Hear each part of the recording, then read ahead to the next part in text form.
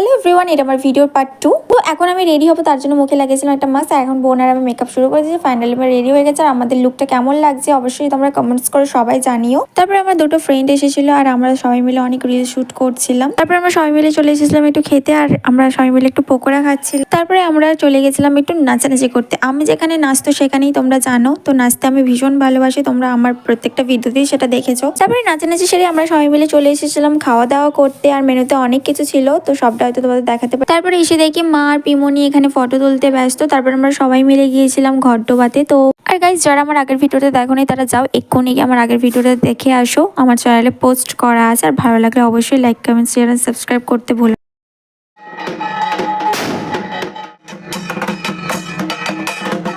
তারপর আমার মামার বড় মেয়ে এখানে ঢাকের তালে নাচছিল, আর আমরাও সারা রাত অনেক এনজয় করছি। সেটা আমি নেক্সট ভিডিওতে আপলোড করবো। তার জন্য আমার চ্যানেলটাকে ততক্ষণ সাবস্ক্রাইব করতে থাকো। বাই।